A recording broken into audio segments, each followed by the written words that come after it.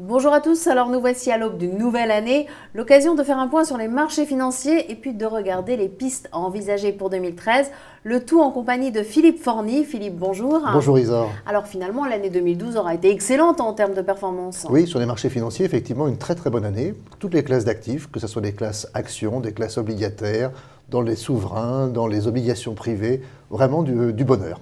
Et malgré un contexte qui tout de même ne s'améliore pas, alors comment vous l'expliquez ?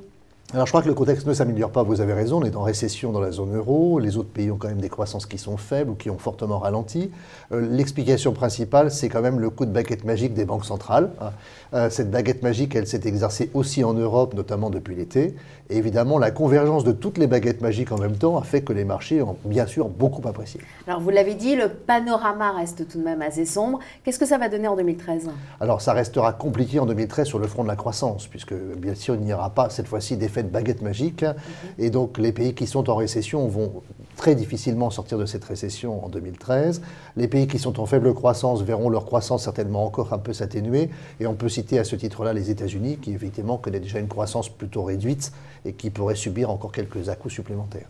Alors avant de regarder un peu plus en détail ce qui se passe aux États-Unis, parlons d'abord de la zone euro. Alors là, il y a tout de même eu des avancées sur le dossier de la crise de la dette. Oui, Isor, des avancées très significatives. D'abord sur la partie institutionnelle, sur les mécanismes européens, le mécanisme de stabilisation par exemple, sur l'union bancaire qui a fortement avancé, bien évidemment sur la partie monétaire que j'ai évoquée tout à l'heure.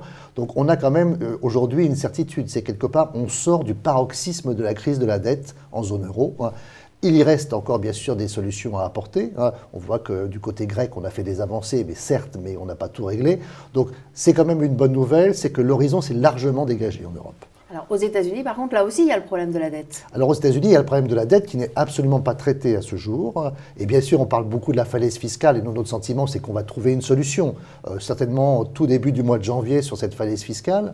Néanmoins, on voit quand même la vraie difficulté qu'ont les politiques américains à trouver la résolution totale du problème. N'oublions pas qu'à ce problème de la falaise fiscale va s'ajouter celui du plafond général de la dette. Et on voit bien à cette aune-là, effectivement, que les Américains n'ont pas traité du tout le problème de cette dette. Et ça pourrait être la question de 2013. Et alors, dans les émergents, est-ce qu'on peut toujours parler de dynamisme de la croissance ?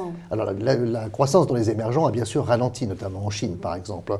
Mais aujourd'hui, ça reste quand même une des zones à privilégier parce que c'est quand même là que se trouve toujours la croissance.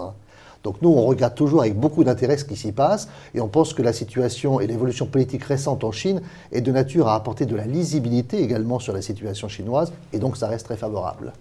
Alors sur les marchés, qu'est-ce qu'il faut faire en termes d'allocation active ? Est-ce qu'on peut par exemple aller sur la dette des États ? Alors sur la dette des États, on peut dire oui et non.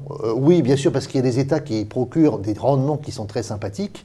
Alors il y a évidemment des pays émergents, on est sur une dette high yield qui est un peu compliquée, mais on est, au niveau européen, vous avez l'Italie et l'Espagne qu'il faut regarder, même s'il y a toujours des risques de soubresauts. Par contre, si vous êtes sur des dettes dites cœur, comme par exemple l'Allemagne, les Pays-Bas, l'Autriche, là on est sur des niveaux de taux qui sont extrêmement bas et honnêtement on déconseille de s'y intéresser dans l'immédiat. Et sur les obligations privées alors ? Alors sur les obligations privées, c'est un peu la même chose. Il y a eu beaucoup de chemins déjà parcourus, donc les taux ont déjà beaucoup baissé, les plus-values sont en magasin. Pour autant, il y a des niches sur lesquelles on peut travailler toujours et qui sont de nature à apporter du rendement et de la performance pour 2013. Mais ça veut dire qu'il faut tout de même se tourner vers les actions ? Vraisemblablement, les investisseurs vont se tourner vers les actions parce qu'encore une fois, une grande partie du chemin sur les parties de taux a déjà été effectuée. Et sur les actions, c'est plus risqué, mais il semble quand même que l'horizon s'éclaircisse. Donc le sentiment, c'est que peut-être un peu par défaut aussi, les investisseurs vont chercher de la performance sur ces marchés d'actions. Alors concrètement, quelle est votre conclusion ? Alors la conclusion, c'est bien sûr d'aller sur les marchés d'actions avec prudence pour ceux qui sont encore un peu averses au risque. En matière d'allocation, certainement de s'intéresser aux produits actions, mais aussi aux produits flexibles. Les produits flexibles ont l'immense avantage de régler de façon différenciée l'allocation d'actifs dans un contexte qui va forcément rester encore compliqué pour 2013. Philippe, merci. Merci Isor. Quant à vous, je vous souhaite une excellente année 2013. Je vous remercie de nous avoir suivis et à très bientôt.